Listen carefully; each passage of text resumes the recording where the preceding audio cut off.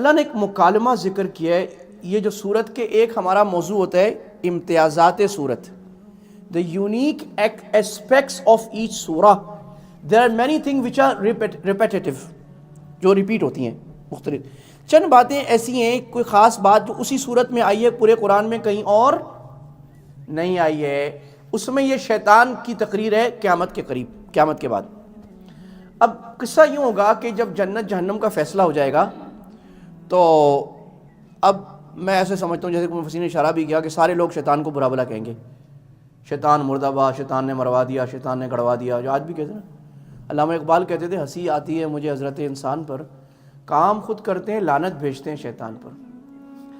تو اب شیطان کا مکالمہ سنیں قرآن کی سمجھ. اللہ فرماتے ہیں آیت نمبر 22 ابراہیم, وقال الشیطان لما قضی الامر, جب فیصلہ ہو چکے گا جنت والے جنت میں, جہنم والے جنت میں, شیطان کہے گا, اور حدیث میں آیا آگ کے ممبر پہ کھڑا ہوگا, وہ کہے گا دیکھو وَإِنَّ اللَّهَ وَعَدَكُمْ, میری بات سنو, نعرے نہیں لگاؤ, تم سے اللہ نے ایک وعدہ کیا تھا اور وہ وعدہ سچا تھا, میں بھی بتاتا ہوں تمہیں, اور ایک وعدہ میں نے کیا تھا تو میں بولتا ہوں میں جھوٹ بولتا تھا, میں نے جھوٹ بولا تھا, مکر گیا سیدھا, میں تو بتا رہا ہوں میں نے جھوٹ بولا تھا.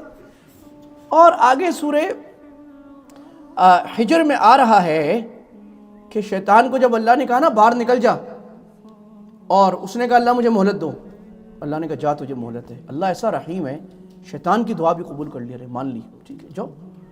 اس نے کہا اللہ تیری قسم میں ان کو دنیا خوبصورت کر کے دکھاؤں گا اور میں ان سب کو گمراہ کر دوں گا, اللہ کو چن کر. اللہ نے کہا جا کر لے جو کرنا ہے, میں بھی تجھے کہتا ہوں میرے چند بندے ایسے ہوں گے عبادی, ان پہ ذرا زور نہیں چلے گا. اب ہم اللہ سے مانگ لیں اللہ میں عبادی میں بنا دے خاص, جن میں شیطان کا زور نہ چلے. چل بھی جائے توبہ کا راستہ تو کھلا ہے, آ جاؤ واپس ہی.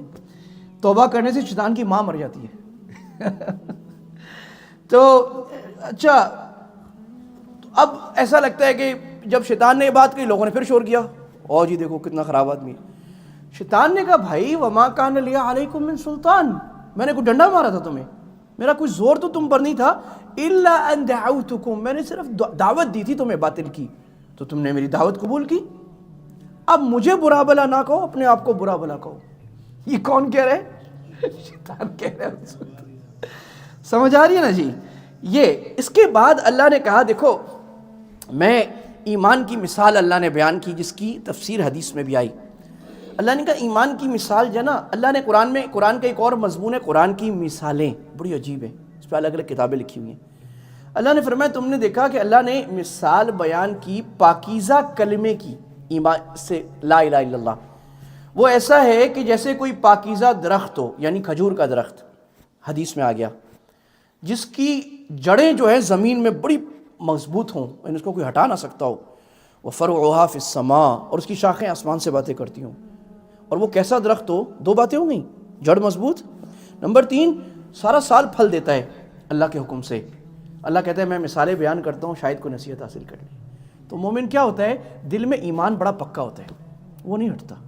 نمبر 2 فَرْعُهَا فِي السَّمَاءِ, اس کا فائدہ سارا سال رہتا ہے اور بہت زیادہ, وہ دوسروں کو فائدہ دیتا ہے.